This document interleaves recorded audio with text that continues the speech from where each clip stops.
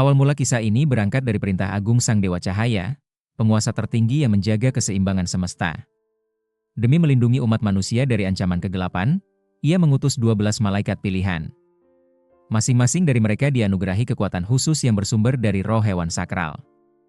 Ada yang memperoleh kekuatan harimau yang melambangkan keberanian, ada yang menguasai kekuatan burung elang sebagai simbol kewaspadaan, ada pula yang mewarisi kekuatan serigala, kura-kura, hingga ular naga yang melambangkan kebijaksanaan serta kekuatan besar. Dengan anugerah itu, ke-12 malaikat bertugas menjaga umat manusia dari segala bentuk ancaman, terutama roh jahat dan pasukan iblis yang selalu berusaha merusak dunia. Pertempuran besar pernah terjadi ribuan tahun lalu, ketika para malaikat berhadapan langsung dengan para iblis. Pertarungan itu berlangsung begitu sengit hingga hampir membuat dunia runtuh.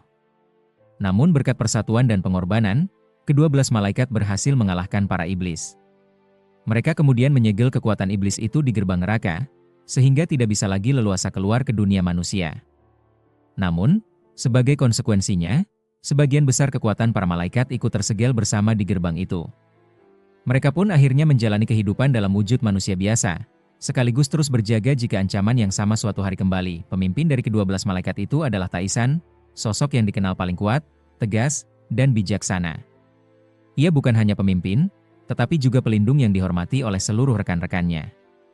Dalam wujud manusia, Taisan mendirikan sebuah perusahaan bernama Capital Group. Perusahaan ini tidak beroperasi seperti perusahaan pada umumnya. Mereka tidak memberikan pinjaman kepada orang miskin atau rakyat biasa, melainkan kepada rentenir, mafia, hingga orang-orang yang gemar menindas orang lain. Dengan cara itu, Taisan dan rekan-rekannya bisa mengontrol kejahatan sekaligus menegakkan keadilan dengan metode mereka sendiri. Salah satu klien Capital Group adalah seorang narapidana bernama Yungsu. Ia memiliki utang dalam jumlah besar, namun berada di penjara sehingga tidak mungkin melunasinya. Saat Taisan datang menagih, Yungsu dengan enteng menjawab bahwa ia tidak bisa membayar selama masih di penjara. Dengan tenang tetapi penuh wibawa, Taisan menegaskan bahwa utang itu tidak akan pernah berhenti bertambah karena bunga yang semakin menumpuk setiap hari. Ia pun memerintahkan Jidol, salah satu malaikat yang ahli dalam teknologi sekaligus urusan administratif, untuk membebaskan Yungsu dengan membayar uang jaminan. Dengan demikian, Yungsu bisa keluar dan tidak memiliki alasan lagi untuk menunda pembayaran utangnya. Selain Taisan dan Jidol, ada beberapa malaikat lain yang memiliki peran penting. Kang Ji, misalnya, dikenal sebagai sosok yang tenang namun sangat cerdik dalam membaca situasi. Lalu ada Malsuk, malaikat yang paling ahli dalam bela diri. Gaya bertarungnya begitu ganas hingga banyak orang lebih memilih kabur daripada berhadapan dengannya. Wonsung, malaikat yang paling gaul dan pandai bergaul dengan siapapun, membuatnya mudah mendapatkan informasi dari berbagai kalangan. Sementara itu, Marok, salah satu malaikat lainnya, berprofesi sebagai detektif dan polisi di dunia manusia. Ia sering meminta uang tambahan dari Taisan, dengan alasan untuk membeli pakaian baru. Namun sebenarnya, pakaian itu ia berikan kepada Mire, seorang malaikat lain yang diam-diam ia kagumi. Sayangnya, Mire menolak pemberian itu, seakan-akan ingin menjaga jarak dari siapapun. Mire sendiri memiliki hubungan yang rumit dengan Taisan. Mereka pernah sangat dekat, namun suatu masalah besar membuat mereka berhenti berkomunikasi selama lebih dari 10 tahun. Tidak ada seorang pun yang mengetahui penyebab sebenarnya, bahkan Marok yang berusaha mendamaikan mereka pun selalu gagal.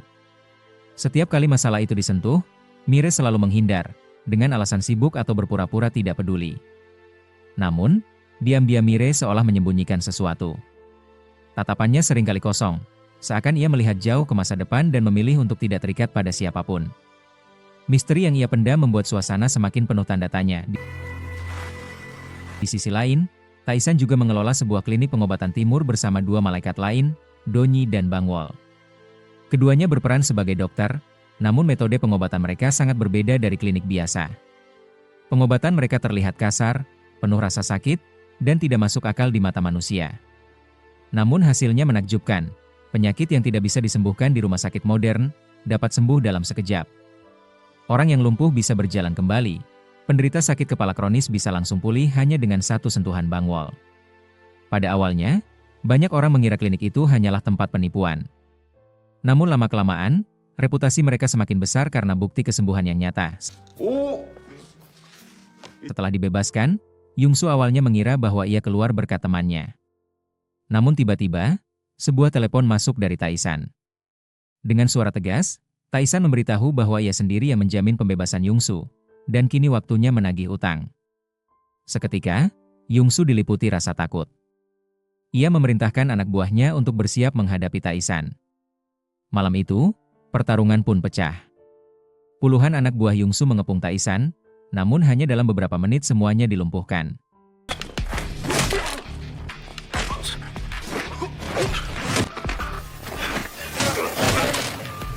Taisan lalu masuk ke ruangan Yungsu, yang sudah bersiap kabur dengan membawa koper berisi uang. Usahanya sia-sia, karena Taisan berhasil menghentikannya. Yungsu akhirnya terpaksa menyerahkan seluruh uang simpanannya, bahkan kunci mobil dan dokumen berharga miliknya, meski jumlah itu tetap tidak cukup untuk menutupi utangnya. Sementara itu, Wonsung, Kang Ji, dan Malsup ditugaskan ke sebuah tempat perjudian besar. Suasana di sana penuh dengan orang-orang berbahaya. Awalnya, Wonsung ingin menghadapi para pengawal sendirian. Namun Kang Ji dan Malsup yang tidak sabaran langsung bertindak, membuat keributan besar. Para pengawal tumbang satu persatu. Ketika pemilik tempat perjudian itu melihat kekacauan, ia berusaha kabur lewat tangga darurat. Sayangnya, Malsup mengejarnya, dibantu oleh Doni yang kebetulan lewat. Dalam satu tendangan keras, pemilik tempat itu roboh pingsan. Semua uang hasil perjudian pun berhasil mereka amankan. Di lain kesempatan, Taisan mampir ke sebuah warung kecil. Ternyata pemilik warung itu adalah seorang anak yang pernah ia tolong di masa lalu. Waktu tidak banyak mengubah Taisan, sebab ia adalah malaikat yang tidak menua. Pemilik warung pun terkejut melihat wajah Taisan yang masih sama seperti puluhan tahun lalu. Sang nenek menceritakan bagaimana Taisan telah menolong banyak orang di masa silam. Saat mereka sedang berbincang hangat, seorang kakek mendekat dengan wajah marah, mengira Taisan berlaku kasar pada si nenek. Namun begitu Taisan melihat lebih jelas, ia menyadari bahwa kakek itu juga adalah orang yang pernah ia tolong.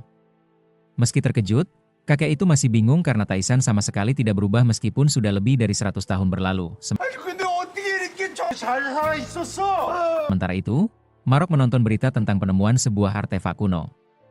Namun benda itu sangat aneh, gelombang energinya tidak stabil, seakan menyimpan kekuatan misterius.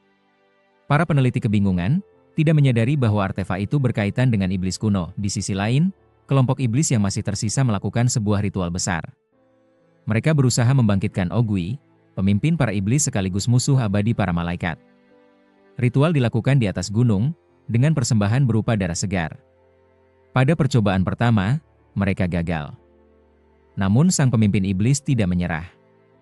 Ia bahkan mengorbankan tubuhnya sendiri, meneteskan darah terakhirnya demi memanggil Ogui. Langit pun bergemuruh, tanah bergetar hebat. Dari dalam perut bumi, sebuah aura kegelapan muncul. Pada akhirnya, Ogui, Raja Iblis yang telah tersegel ribuan tahun, bangkit kembali, dan sejak saat itu, perang lama yang sempat usai kini perlahan kembali dimulai. Saat Taisan sedang berada di kantornya, ia teringat pada perkataan Gemsu yang menyuruhnya untuk menolong orang-orang tak bersalah dan menjalani hidup panjang. Dari sana, Taisan kembali mengingat sebuah kejadian beberapa tahun silam ketika ia bersama Mir. Keduanya sedang berada di pasar untuk berbelanja. Mir mengatakan bahwa ia jarang keluar rumah. Saat itu, mereka memutuskan membeli anting untuk Mir. Ia lalu mencobanya dengan meletakkannya di telinga Taisan sambil bercanda. Namun, suasana berubah ketika terdengar teriakan warga desa di sekitar mereka. Ternyata, sekelompok perampok sedang mengganggu seorang pria dan menuntut uang. Seorang gadis dari keluarga pria itu maju dan menolak memberikan uang hasil jerih payahnya. Perampok itu marah dan berusaha menyeret gadis tersebut. Melihat hal ini, Mir berkata kepada Taisan bahwa mereka harus menolong. Taisan setuju, tetapi ia memperingatkan Mir agar tidak ikut campur dan tetap di tempat. Taisan pun maju menghadapi para perampok dan mulai menghajar mereka. Sementara itu, Mir melihat ada beberapa orang yang hendak menyerang Taisan dari belakang. Ia pun menggunakan kekuatannya, menciptakan hembusan angin yang membuat dua pria terlempar jauh. Warga desa terkejut menyaksikan hal itu. Taisan kemudian menangkap pemimpin perampok dan memperingatkannya agar tidak mengganggu keluarga itu lagi. Setelah itu, ia menghampiri Mir dan menegurnya karena menggunakan kekuatan. Malam harinya, para malaikat kembali ke rumah. Beberapa warga desa datang dengan membawa makanan dan minuman sebagai bentuk terima kasih. Awalnya Taisan ragu untuk menerima.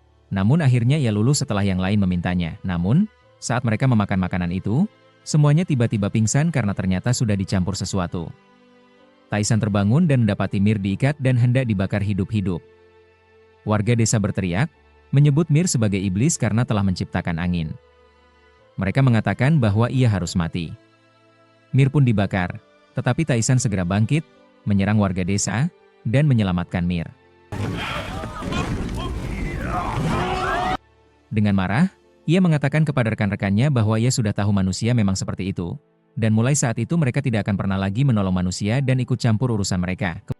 Kemudian kita kembali pada seorang pria yang berhasil mengeluarkan Ogui dari tempat yang disegel, namanya Samin. Ia menyambut Ogui dan berkata bahwa ia sudah mencarinya selama ribuan tahun. Ogui terkejut, lalu mencekik leher Samin. Para pengikut Samin mencoba menolong, tetapi Ogui mengibaskan sayapnya dan melempar mereka jauh. Samin lalu menjelaskan bahwa ia membutuhkan kekuatan Ogui. Ia juga mengungkap bahwa Taisan dan Marok masih hidup, sehingga mereka harus dibunuh.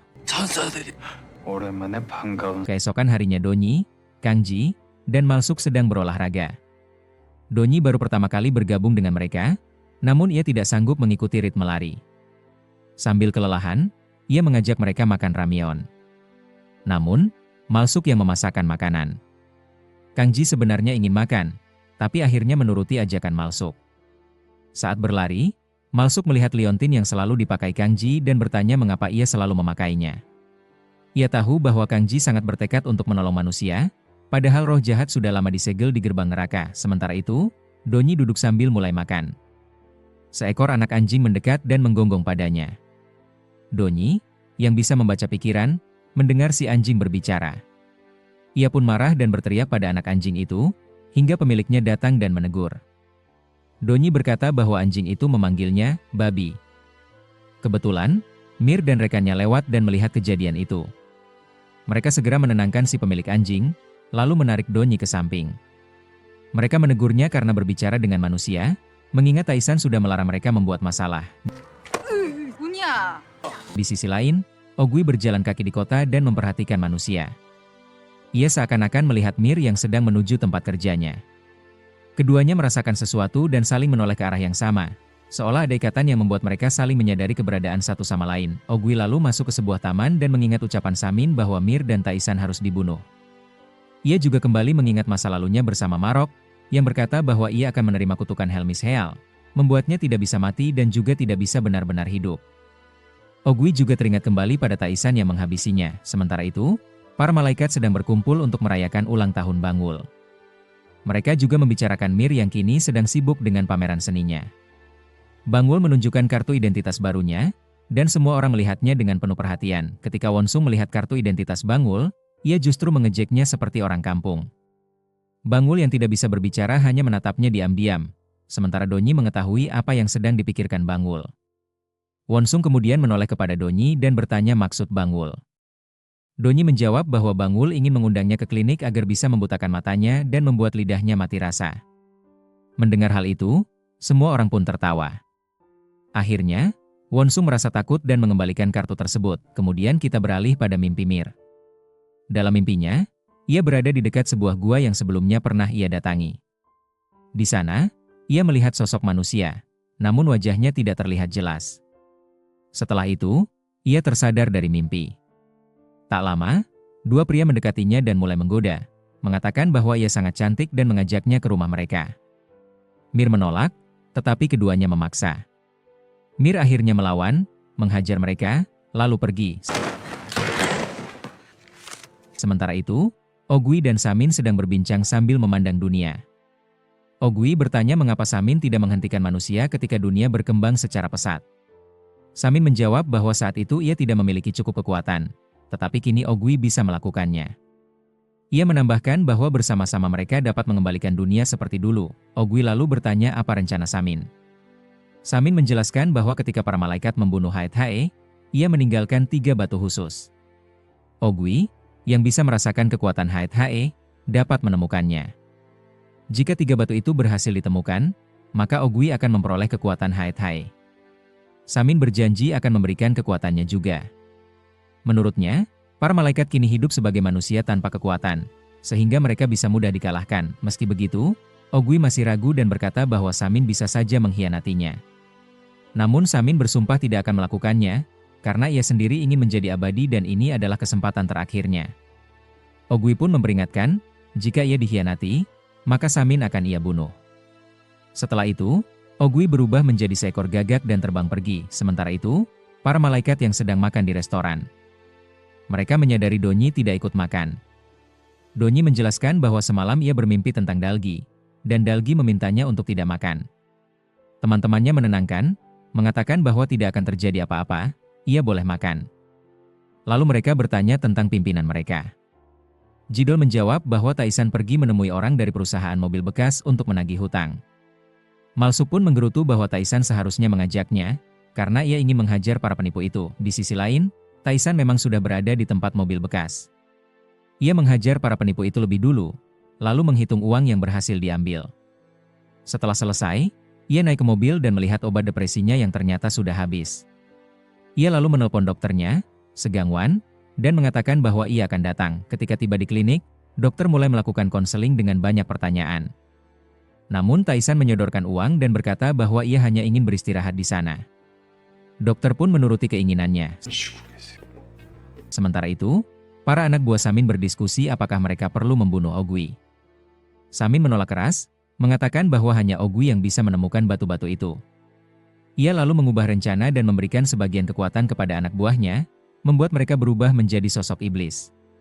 Mereka pun pergi menuju dunia manusia. Pada saat yang sama, liontin para malaikat menyala, memancarkan cahaya. Marok mencoba menelpon Mir, tetapi ia sedang sibuk di pameran seninya. Kangji lalu menggunakan kekuatannya untuk melacak lokasi roh jahat dari jauh. Marok segera menghubungi teman-temannya dan berkata bahwa mereka harus bergerak.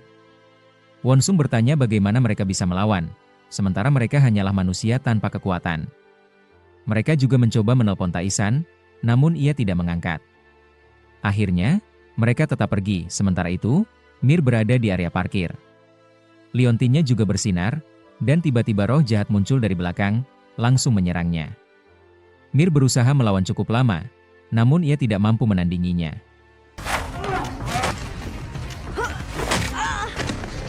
Dari kejauhan, Samin menuangkan darah ke dalam sebuah wadah sambil mengawasi pertarungan itu secara langsung. Tidak lama kemudian, para malaikat lain datang dengan mobil dan mencoba membantu Mir. Mereka bertarung melawan roh jahat, namun karena tak memiliki kekuatan, mereka pun kalah telak. Pertarungan berlangsung lama, hingga semua malaikat hampir tak berdaya. Saat itu, Marok datang dengan mobilnya dan menyaksikan keadaan. Sementara Taisan, yang sudah kembali ke kantornya dengan membawa uang, hendak masuk ke ruang penyimpanan. Namun, ia terhenti ketika melihat liontinnya yang menyala.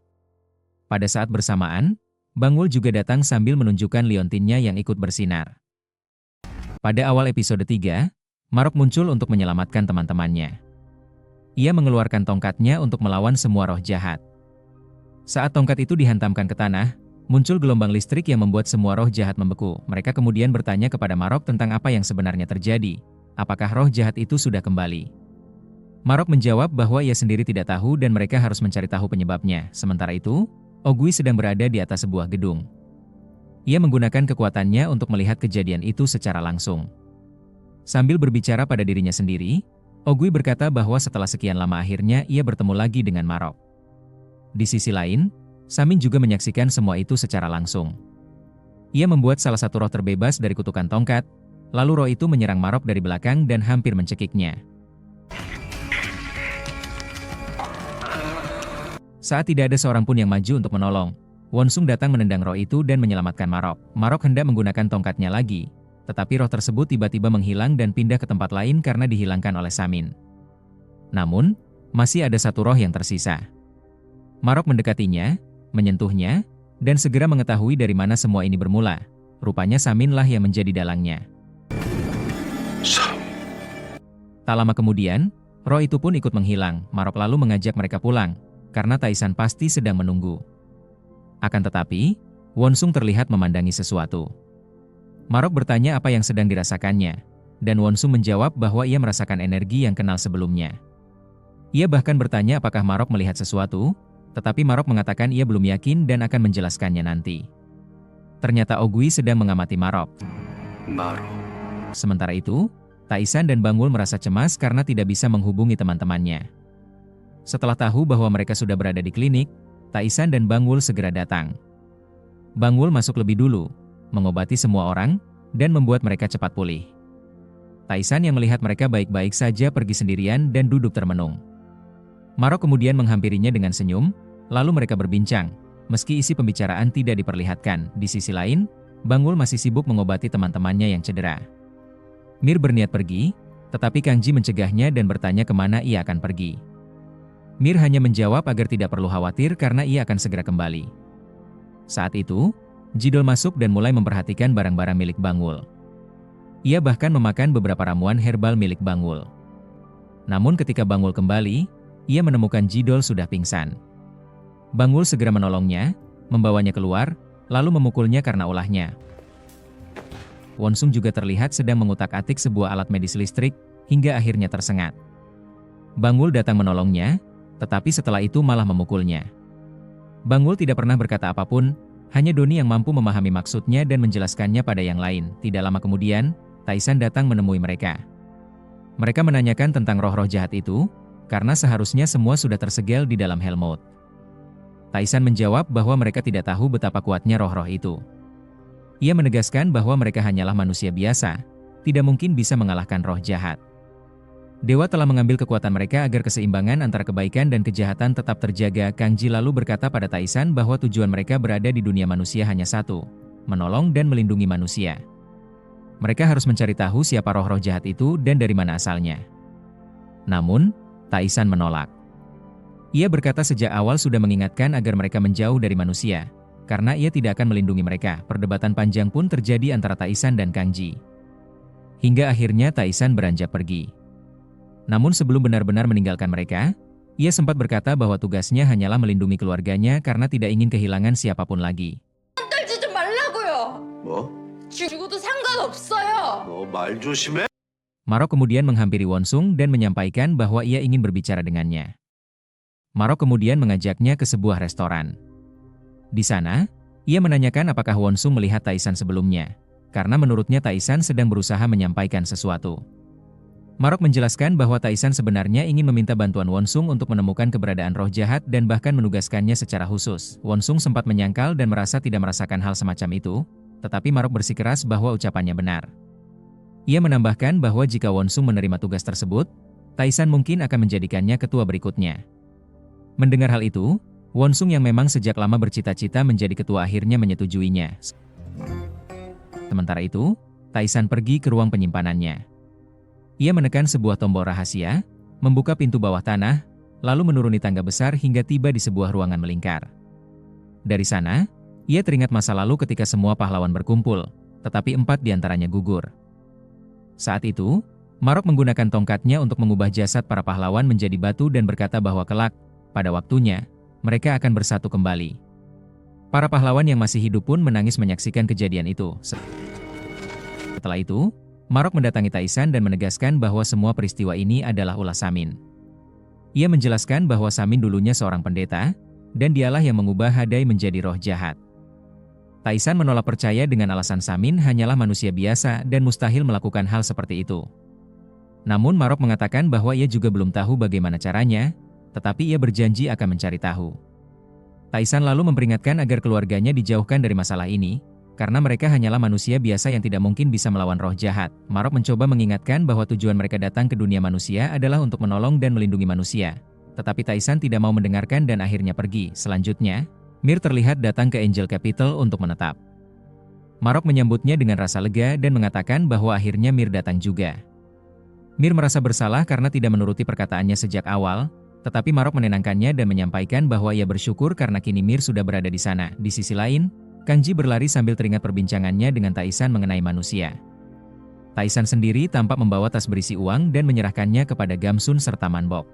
Taisan mengatakan kepada mereka agar mengambil uang dan paspor itu, lalu segera meninggalkan negara tersebut karena tinggal di sana hanya akan membahayakan mereka. Sementara itu, Wonsung berada di dalam hutan sambil membawa alat pendeteksi roh jahat. Ia berusaha mencari keberadaan roh dengan alat itu. Saat menggunakannya, ia teringat bahwa alat tersebut diberikan oleh Jidol, yang juga telah menjelaskan cara kerjanya. Namun, Alat itu tidak menunjukkan adanya sinyal roh jahat. 통하는 거 맞아? Di tempat lain, Bangul yang sedang berlatih memanah. Ia meletakkan berbagai buah di atas kepala Doni sebagai target. Doni yang ketakutan memintanya berhenti, tetapi Bangul tetap melanjutkan latihannya. Di waktu yang sama, Marok memasuki sebuah laboratorium.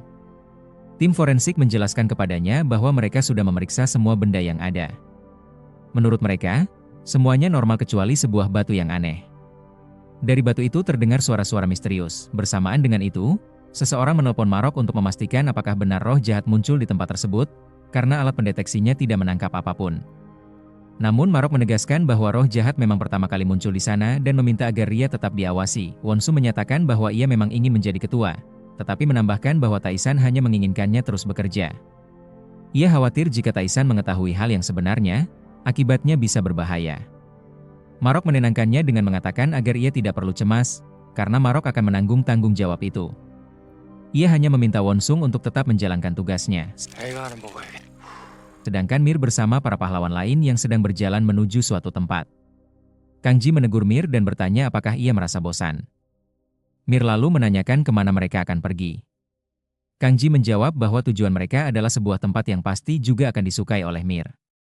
Tidak lama kemudian, mereka sampai di lokasi, yang ternyata sebuah panti asuhan. Anak-anak panti keluar dan menyambut mereka dengan gembira. Di sisi lain, Taisan sedang berada di rumah ketika bel pintu berbunyi. Ternyata yang datang adalah Gamsun dan Manbok. Mereka masuk dan makan bersama. Saat itu, Gamsun menolak tawaran Taisan untuk menerima uang dan meninggalkan tokonya. Ia menegaskan bahwa toko itu adalah warisan ibunya, hasil jeripayah yang harus ia pertahankan sampai akhir. Cerita kemudian kembali ke masa lalu. Saat itu, 3 pahlawan sedang menunggu kedatangan Taisan. Begitu Taisan datang, ia bertanya apa yang terjadi. Mereka menjelaskan bahwa seorang penjahat telah mengambil alih pasar, menguasai tempat itu, dan bahkan melukai para pelanggan. Mereka meminta bantuan Taisan, namun Taisan menjawab bahwa sejak awal ia sudah mengatakan bahwa mereka tidak akan membantu manusia. Meski demikian, ia mengajak mereka untuk mengambil kembali tanah mereka. Ketika mereka tiba di pasar, para penjahat terlihat sedang merusak toko-toko, termasuk toko milik Gamsun. Para penjahat menyuruh Gamsun untuk segera mengemasi barang-barangnya dan pergi. Gamsun menolak, dan ibunya dipukul. Pada saat itu, para pahlawan datang dan menyuruh para penjahat pergi. Taisan menegaskan bahwa tanah itu adalah milik mereka. Pemimpin para penjahat kemudian memerintahkan anak buahnya untuk menyerang, hingga pertarungan besar pun terjadi. Taisan menggunakan pukulannya untuk melindungi semua orang. Ia akhirnya berhadapan langsung dengan pemimpin penjahat dan mengatakan bahwa ia tidak akan pernah berubah. Pemimpin penjahat itu balik bertanya apakah Taisan mengenalnya. Taisan menjawab bahwa ia memang mengenalnya, karena di kehidupan sebelumnya ia adalah seorang perampok. Taisan pernah menasihatinya untuk berubah menjadi baik, tetapi ia tetap tidak mau. Taisan pun mengalahkannya. Saat pemimpin itu berusaha kabur, ia berteriak bahwa kali ini ia akan berubah menjadi orang baik. Di masa sekarang, Gamsun kembali mengenang kejadian itu. Ia berkata bahwa jika roh jahat benar-benar datang, maka tidak masalah karena Taisan bisa melindungi mereka seperti dulu. Taisan hanya terdiam, menatap mereka, lalu menggoda dengan bertanya apakah Gamsun sedang berpacaran.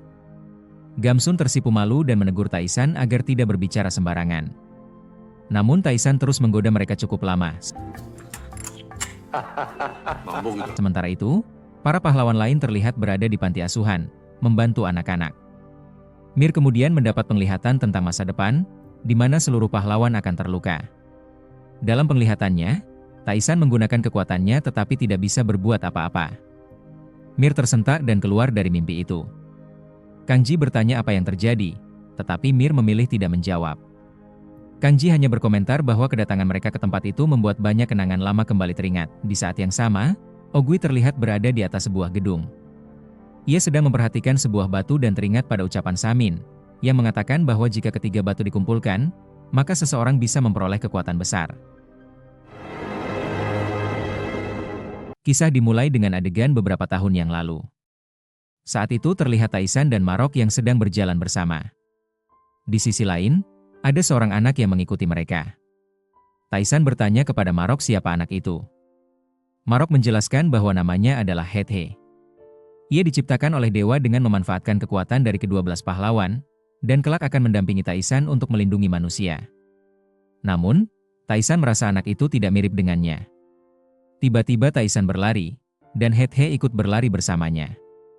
Keduanya pun bermain bersama untuk waktu yang cukup lama. Waktu berlalu, Hethe tumbuh dewasa. Ia datang kepada Taisan dan mengajaknya pergi.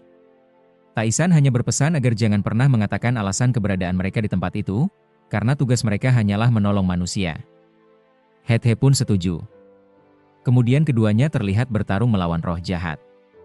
Sama seperti Taisan, Hethe juga menggunakan tinjunya untuk melawan. Pada masa sekarang, Bangul masih sibuk berlatih menembak. Doni menghentikannya karena merasa lapar. Sementara itu, para pahlawan lain juga tiba di Angel Capital. Malsuk bertanya kepada Wonsung kemana saja ia pergi dan mengapa tidak mengangkat teleponnya. Wonsung menjawab bahwa ia sedang membantu pekerjaan Marok. Jidol menambahkan, pekerjaan itu adalah melacak para penipu. Wonsung pun mengiyakan. Setelah itu, semua masuk dan mulai makan bersama. Dalam suasana makan, Mir mulai bertanya beberapa hal. Wonsung memintanya langsung bertanya kepadanya. Namun Mir berkata bahwa ia bisa saja bertanya kepada Taisan. Wonsung menegaskan bahwa nanti Mir akan tahu alasan mengapa ia bersikap demikian. Ternyata ia menyinggung soal ambisinya untuk menjadi pemimpin mereka. Tak lama, Jidol datang membawa uang untuk kelompok, meski Kang Ji selalu mengambil sedikit dari setiap orang agar bisa diberikan kepada manusia. Sementara itu, Marok lewat dan dipanggil untuk ikut makan, tetapi ia menolak dan menanyakan keberadaan Taisan. Mereka memberitahu bahwa Taisan ada di kamarnya. Saat masuk, Marok menemukan Taisan sedang mabuk berat setelah minum terlalu banyak el. Marok menegurnya bahwa mabuk tidak akan menyelesaikan masalah apapun. Di tempat lain, Samin teringat pada peristiwa beberapa tahun lalu, ketika ia melihat Taisan memukul Hethe hingga Hethe menghilang, menandakan kematiannya. Samin sendiri terluka parah dan berusaha melarikan diri, tetapi terjatuh. Saat menatap ke langit, ia melihat sesuatu yang membuatnya sangat terkejut, meski apa yang dilihatnya tidak diperlihatkan. Pada saat itu, Ogui mendatanginya dan bertanya apakah ia pernah tertawa sebelumnya. Ogui mengatakan mungkin dengan Samin tersenyum, ia bisa mendapatkan 3 batu yang dicari. Taisan kemudian bermimpi. Dalam mimpi itu ia berada di sebuah lingkaran, melihat foto-foto di sekelilingnya, lalu roh jahat keluar dari foto-foto tersebut. Ia terbangun dan melihat Marok di dekatnya. Marok menegurnya agar berhenti mabuk dan menjaga kesehatannya. Kemudian Marok memperlihatkan sebuah rekaman video yang menunjukkan bahwa Ogui telah kembali. Dalam rekaman, Ogui tampak menyerang sebuah laboratorium, membunuh semua orang di sana, lalu mengambil batu. Marok menjelaskan bahwa Samin kemungkinan membantunya bangkit kembali. Ia lalu meminta Taisan untuk merahasiakan hal ini dari Mir. Mereka harus segera memberitahu para pahlawan agar lebih waspada. Taisan menyesal karena tidak membunuh Ogui saat dulu sempat memiliki kesempatan. Sementara itu, Ogui bersama Samin berada di atas sebuah gedung. Dengan kekuatannya, Ogui menemukan lokasi batu kedua yang berada di sebuah garasi. Esok paginya, seorang pria yang bekerja di sana menemukan batu tersebut. Namun, tiba-tiba muncul roh jahat di belakangnya dan mengawasinya, membuat keadaan menjadi mencekam. Di sisi lain, Wonsung berada di hutan untuk mencari roh jahat. Kali ini mesinnya berhasil mendeteksi keberadaan roh itu dan memberi sinyal. Wonsung segera berlari mengikuti arah sinyal tersebut, kemudian terlihat Mir dan Malsuk yang sedang berlatih. Namun, Mir tanpa sengaja mengeluarkan kekuatannya. Malsuk menanyakan kondisinya, dan Mir memastikan ia baik-baik saja. Malsuk lalu mengungkapkan kebingungannya mengapa dewa mengambil semua kekuatan mereka, tetapi kekuatan Mir tetap ada. Ia menduga hal itu berkaitan dengan jiwa naga yang dimiliki Mir. Namun, Mir sendiri juga tidak tahu pasti dan merasa bingung. Untuk menghibur, Malsuk mengajaknya makan. Saat makan bersama, Malsuk bahkan menyuapi Mir dengan tangannya sendiri. Meski awalnya Mir menolak, Malsuk mengatakan bahwa ia sudah lama tidak melakukan itu, jadi biarkan ia melakukannya kali ini. Mir pun mengizinkan. Malsuk kemudian berjanji bahwa mulai saat itu mereka akan selalu berlatih dan makan bersama setiap hari. Namun Mir merasa hal itu sulit terwujud karena roh jahat sudah kembali. Mereka tidak tahu di mana keberadaannya atau berapa jumlahnya. Malsuk tetap menenangkan dengan mengatakan tidak masalah, karena Marok bisa menggunakan kekuatannya untuk membekukan para roh jahat itu. Akan tetapi, Mir ragu dan berkata bahwa kemampuan Marok terbatas karena ia hanyalah manusia. Malsu kemudian bertanya langsung kepada Mir apakah ia bisa melihat sebuah penglihatan masa depan. Namun Mir berbohong dan menyangkal. Sementara itu, Bangwul memberikan sebuah botol kecil kepada Doni yang berfungsi untuk meningkatkan kekuatan, meski jumlahnya hanya satu. Saat Doni hendak pergi, Marok menanyakan kemana ia akan pergi. Doni menjawab bahwa ia akan ke kantor polisi untuk mengundurkan diri, karena sebentar lagi mereka akan sibuk. Ia menambahkan bahwa Doni akan tahu alasannya pada malam hari. Malam harinya, Kang Ji menghampiri Jildol dan bertanya apa yang sedang ia lakukan. Rupanya, Jildol memanggil Marok untuk sebuah pertemuan. Kang Ji juga melihat sebuah pedang lalu bertanya milik siapa pedang itu. Jildol menjelaskan bahwa pedang itu dibuatnya untuk Malsuk dan ia sudah mengerjakannya selama beberapa hari. Kang Ji lalu bertanya di mana pedang untuk mereka dan apakah orang itu menyukai Malsuk. Namun Jildol segera membantah hal tersebut. Di luar, Taisan berbicara kepada Mir dan membawanya masuk. Ia bertanya apakah akhir-akhir ini Mir bertemu dengan seseorang. Mir menggeleng. Taisan kemudian mengungkapkan kebenaran bahwa Ogui telah kembali, dan roh-roh jahat itu datang mencarinya.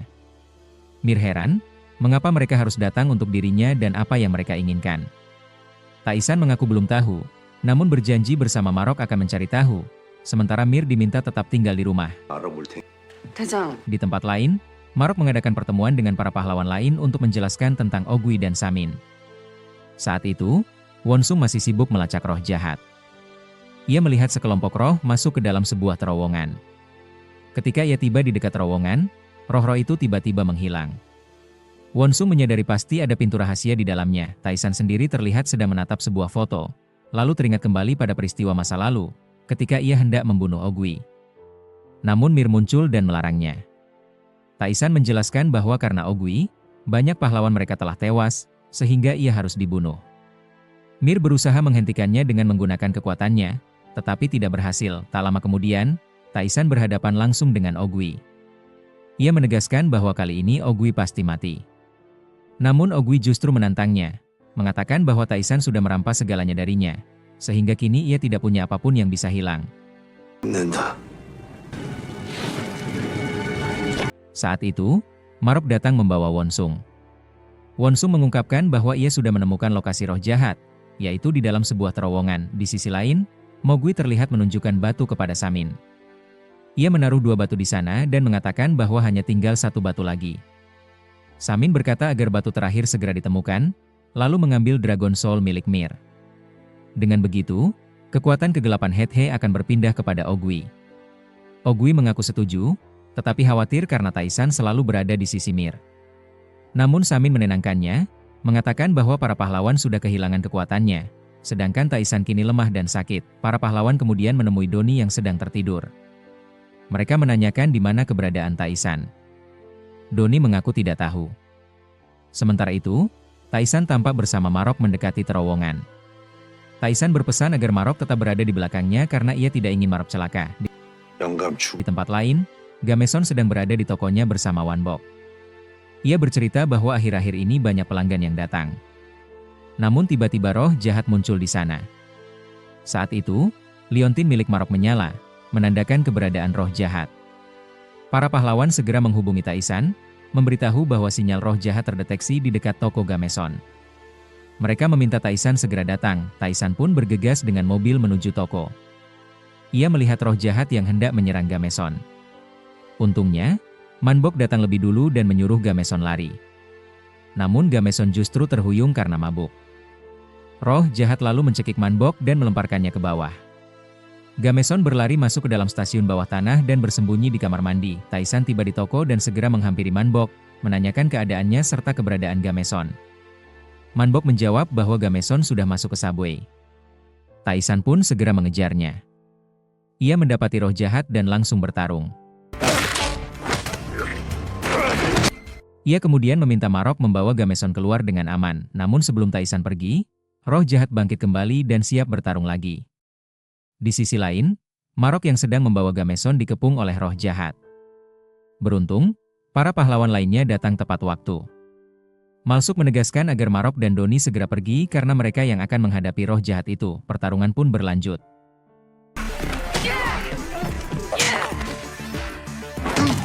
Para pahlawan berusaha membuka jalan, tetapi salah satu roh jahat yang lebih kuat berhasil melempar mereka jauh. Sementara itu, para pahlawan lain masih terus berusaha mengamankan Gameson. Saat Marok sedang membawa Gameson, diceritakan bahwa roh jahat tiba-tiba muncul dari belakang dan mengepung mereka. Beberapa saat kemudian, Samin datang ke Angel Capital dan mengetuk pintu. Di dalam ruangan, Bangul bersama Mir sudah bersiap untuk melawan. Ternyata semua itu merupakan bagian dari rencana Samin. Ia sengaja membuat para pahlawan lain pergi agar dapat menculik Mir seorang diri. Setelah itu, ia mendobrak pintu dan mendekati Mir dengan niat menculiknya. Bagian akhir episode menampilkan sebuah kilas balik. Terlihat beberapa pahlawan sedang berada di toko milik keluarga Gameson untuk makan. Ibunda Gameson menyajikan makanan kepada mereka dengan ramah. Pada kesempatan itu, Taisan menyampaikan bahwa jika para penipu kembali datang, keluarga Gameson sebaiknya segera memberitahu dirinya. Ibunda Gameson mengucapkan terima kasih, tetapi Taisan menegaskan bahwa ia melakukan semua itu bukan untuk menolong, melainkan demi melindungi tanahnya sendiri. Tak lama kemudian, Gameson kecil masuk ke toko. Ia mengenali Taisan sebagai orang yang pernah menolong keluarganya dan mengungkapkan kekagumannya. Namun Taisan menampiknya dengan mengatakan bahwa dirinya bukanlah bintang, lalu menyerahkan sejumlah uang sebelum pergi. Para pahlawan lain merasa heran karena sudah lama Taisan tidak pernah berbicara langsung dengan manusia. Gameson kemudian memperhatikan kepergian Taisan dan bertanya siapa nama pria itu. Mereka menjawab bahwa namanya adalah Taisan. Tampak Bangul sedang sibuk menyiapkan ramuan di klinik pengobatannya. Saat itu Kang Ji datang dan bertanya apakah ia belum juga siap, karena Malsuk sudah menunggu mereka. Bangul memberi isyarat meminta maaf, lalu mengambil ramuan tersebut dan keluar. Kemudian, mereka bertiga terlihat sedang memuat barang-barang ke dalam mobil karena hendak pergi berkemah. Kang Ji lalu menelepon Marok. Mereka lalu mengetahui bahwa Taisan tidak ada di tempat, karena ia sudah berangkat bersama tim ke Filipina. Rupanya ada seorang bos geng yang melarikan diri ke sana dengan membawa uang, dan Taisan takut bepergian naik pesawat sendirian. Ketika mereka tiba di lokasi perkemahan, Bangul mencoba menyiapkan makanan, tetapi hasilnya tidak memuaskan sehingga kedua temannya menegurnya agar jangan melakukannya sembarangan. Tiba-tiba, Mir datang dan menyapa mereka. Mir lalu berbicara kepada Bangul dan mengingatkan bahwa sebelumnya ia sudah meminta sesuatu untuk dipersiapkan. Bangul pun menunjukkan obat itu. Namun, Mir berpikir sejenak dan berkata bahwa ia tidak bisa meminumnya, lalu meminta agar obat tersebut diberikan kepada Donyi, karena pada hari itu Donyi mungkin akan membutuhkannya. Setelah itu, Mir kembali mengingat penglihatan buruk yang pernah terlintas di pikirannya di mana semua kerabatnya mati. Adegan beralih pada momen terakhir episode 4. Sebuah roh besar muncul di hadapan Malsuk dan Donyi, lalu mengalahkan mereka. Donyi tidak punya pilihan lain, ia pun meminum ramuan pemberian Bangul. Seketika tubuhnya menjadi lebih kuat dan ia melawan roh itu. Setelah bertarung cukup lama, Donyi berhasil mengalahkannya. Malsuk juga membantunya dengan memukul roh itu menggunakan tongkat, namun, tak lama kemudian muncul roh-roh lain yang mengepung mereka. Pertarungan berlangsung cukup lama, tetapi mereka tidak bisa berbuat banyak. Kondisi Gamsung juga semakin memburuk. Pada saat genting itu, Taisan datang dan membantu mereka, hingga akhirnya roh-roh tersebut berhasil dikalahkan. Di sisi lain, di Angel Capital, Samin datang bersama pasukannya. Bangul berusaha melawan dengan panahnya, menembakkan beberapa kali, namun tidak mampu berbuat banyak. Samin lalu mendekatinya, menggunakan sihir, dan membuat Bangul pingsan. Mir pun berusaha menggunakan kekuatannya, berhasil menjatuhkan beberapa orang, tetapi Samin juga menghampirinya dan menjatuhkannya dengan sihir. Sementara itu di sebuah museum, di mana dua roh sedang memperhatikan sebuah batu. Kini mereka telah mendapatkan batu ketiga. Ogui kemudian muncul di tempat Samin, namun sesuatu yang aneh mulai terjadi. Ia juga melihat Mir yang sedang dikurung di penjara. Selanjutnya, Taisan dan kelompoknya membawa Gamsun menuju Angel Capital untuk mencari Bangul, agar ia bisa mengobati Gamsun. Namun, Bangul tidak ada di tempat, hanya terlihat barang-barangnya yang berantakan. Mereka pun menemukan Bangul tergeletak pingsan.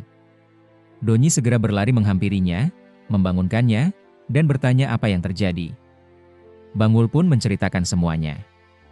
Donyi kemudian menyimpulkan bahwa Samin datang bersama pasukannya, lalu membawa Mir pergi. Maro berpendapat bahwa ini mungkin memang rencana mereka, yaitu membuat tim sibuk dengan kondisi Gamsun agar bisa menculik Mir.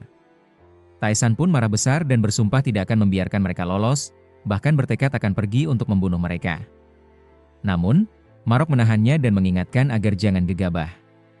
Ia mengatakan bahwa jika Taesan langsung menyerang, musuh akan mengetahui bahwa mereka sudah mengetahui lokasi persembunyian itu, dan akibatnya Mir bisa benar-benar hilang. Ia menenangkan Taesan dan berjanji akan mencari jalan keluar. Setelah itu, Marok meminta Bangwul untuk pergi merawat Gamsun. Bangwul pun melakukannya dan mulai mengobati Gamsun, sementara yang lain menunggu di luar dengan cemas. Setelah beberapa waktu, Donyi menanyakan kondisinya. Bangwul menjawab bahwa Gamsun tidak baik-baik saja. Racun sudah menyebar ke seluruh tubuhnya dan ramuan herbal di tempat itu tidak mampu menyembuhkannya. Wonsung lalu mengusulkan sebuah rencana berbahaya, membuka gerbang neraka agar kekuatan mereka bisa kembali, sehingga Bangwul bisa menyelamatkan Gamsun. Namun, Marok menolak keras karena hal itu bisa membahayakan dunia. Bangwul tetap berusaha mengobati Gamsun meski kondisinya belum membaik. Malam harinya, Marok terlihat keluar dan pergi dengan mobil. Wonsung melihatnya diam-diam. Sementara itu, Mir yang dipenjara mulai mengingat masa lalunya bersama seseorang, tetapi ia tidak bisa mengenali siapa orang itu. Saat ia membuka mata, ia melihat Samin di hadapannya. Mir berteriak, namun Samin tidak menjawab apapun. Ia hanya menggunakan sihirnya lagi dan membuat Mir kembali pingsan. Setelah itu, Ogui muncul. Mir akhirnya dibawa keluar, lalu ketiga batu diletakkan bersama. Ogui memperhatikannya Mir seakan ia pernah mengenalnya. Di bagian akhir, Wonsung terlihat berbicara dengan kelompoknya. Ia mengatakan bahwa ia pernah melihat Ogui bersama Samin. Mereka bertanya di mana keberadaan mereka. Wonsung menjawab bahwa ia tidak bisa mengatakannya, karena tempat itu dijaga oleh sebuah pintu sihir.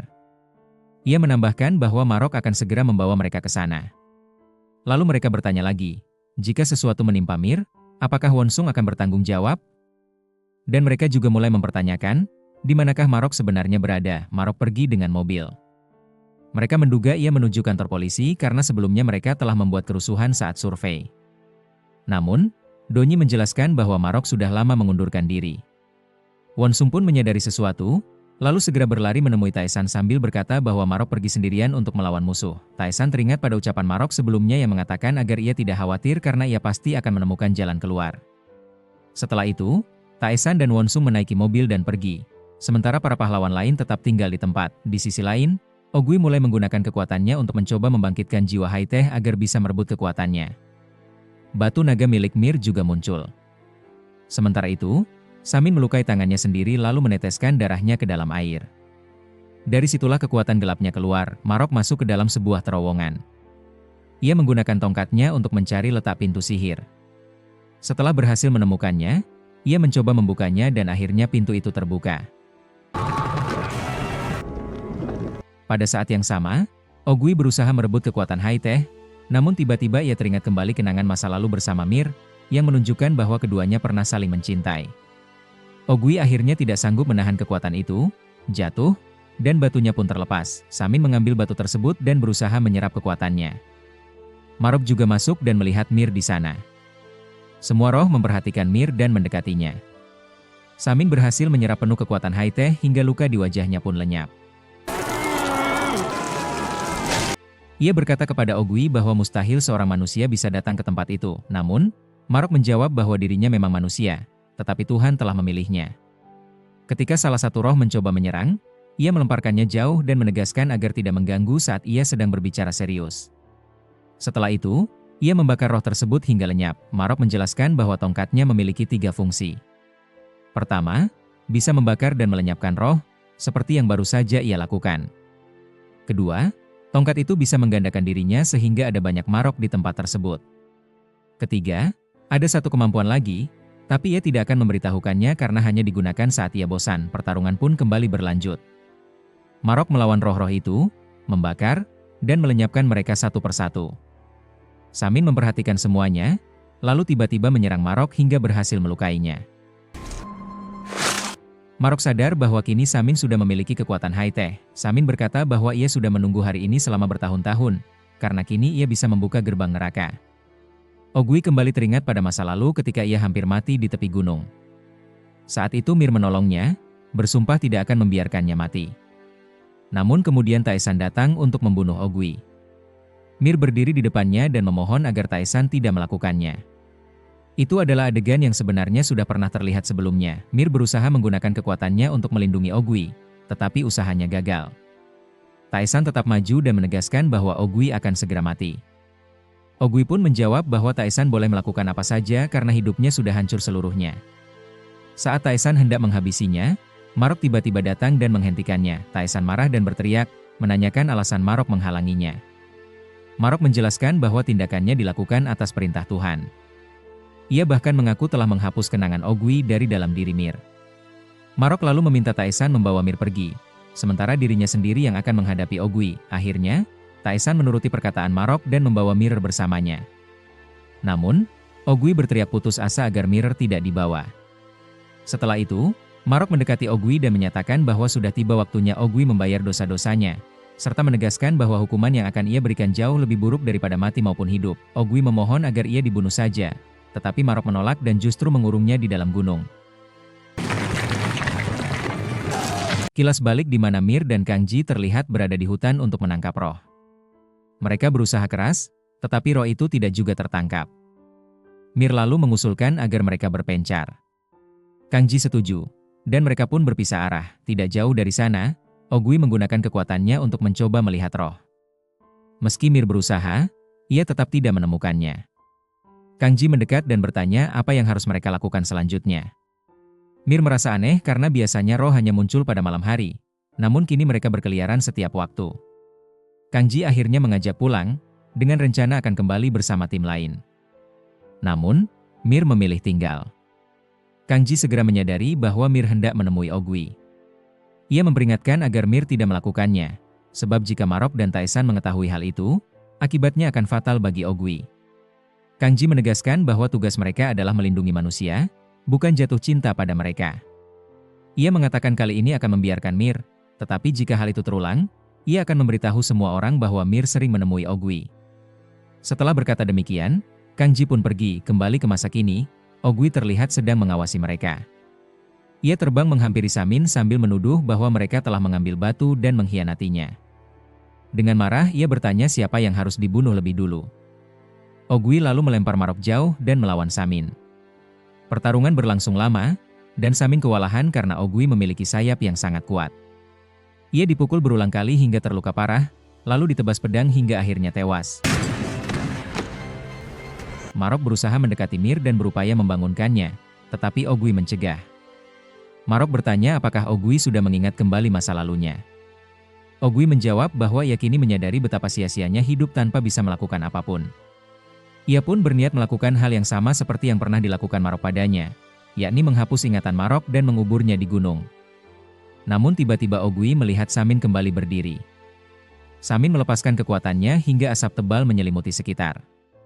Dalam kekacauan itu, Ogui membawa Mir pergi. Dengan kekuatannya, Samin kembali menghidupkan timnya, dan mereka semua berhasil keluar. Sementara itu, Marok yang masih hidup menelpon Taesan. Ia memperingatkan agar Taesan tidak datang karena dirinya sudah sekarat.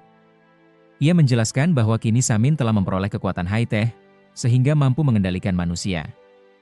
Taesan diminta menghentikannya dengan membuka gerbang neraka.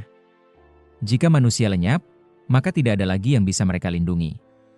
Marok juga mengatakan bahwa Ogui telah membawa Mir, dan bila Samin mendapatkan jiwa naga milik Mir, maka mereka tidak akan mampu menghentikannya. Karena itu, Taesan harus menemukan Mir bagaimanapun caranya. Marok menambahkan bahwa ia pernah mengambil uang dari Taesan, namun kini ia tak bisa mengembalikannya. Ia memohon maaf. Taesan mencoba menenangkannya dan berkata agar Marok menunggu, karena mereka sedang dalam perjalanan. Namun, Marok akhirnya tewas. Mereka kemudian memasuki terowongan, menemukan pintu sihir, serta melihat tongkat milik Marok. Mereka juga menemukan tubuh Marok yang sudah tak bernyawa. Semua malaikat berkumpul, menangis, dan meratapi kepergian Marok. Mereka meletakkan tongkat di sampingnya, dan seketika Marok lenyap. Gamsun hanya bisa menatapnya dengan penuh duka, sambil teringat masa lalu ketika Marok datang dan mengatakan bahwa mereka telah menyelamatkan dunia.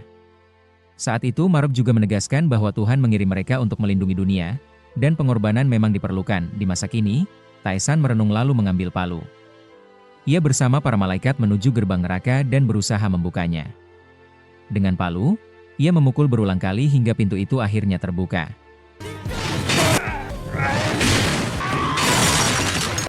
Setiap malaikat mendapatkan kembali kekuatannya, tetapi bersamaan dengan itu kekuatan gelap juga ikut muncul. Taesan memperingatkan bahwa kekuatan jahat tersebut akan segera menguasai dunia. Mereka hanya punya waktu 1 hari untuk menemukan Mir serta mengalahkan Samin dan Ogui. Kegelapan perlahan menyelimuti dunia. Berita televisi menyiarkan bahwa langit mendadak dipenuhi awan hitam. Jalanan macet karena Samin dan para pengikutnya menghadang.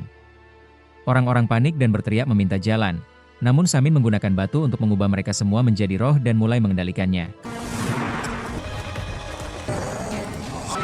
Kekuatan Bangul kembali bangkit, dan Gamsun mulai dipulihkan. Ogui terbang sambil membawa Mir, namun ia menabrak sebuah tebing dan jatuh ke bawah. Mir masih dalam keadaan tidak sadarkan diri. Para malaikat lain menyaksikan kondisi dunia yang semakin memburuk. Taesan berkata bahwa sudah waktunya mereka berangkat, lalu semua segera pergi. Kisah kemudian berpindah ke masa lalu. Saat itu Haete sudah memiliki timnya sendiri dan memerintahkan mereka untuk menyerang. Taesan terus menghantam Haete dan membuatnya terluka parah, tetapi ia tidak sanggup membunuhnya. Ketika Taesan hendak pergi, Marok datang dengan niat menghabisi Haete. Taesan menahannya dengan mengatakan bahwa ia sudah melukai Haete cukup parah.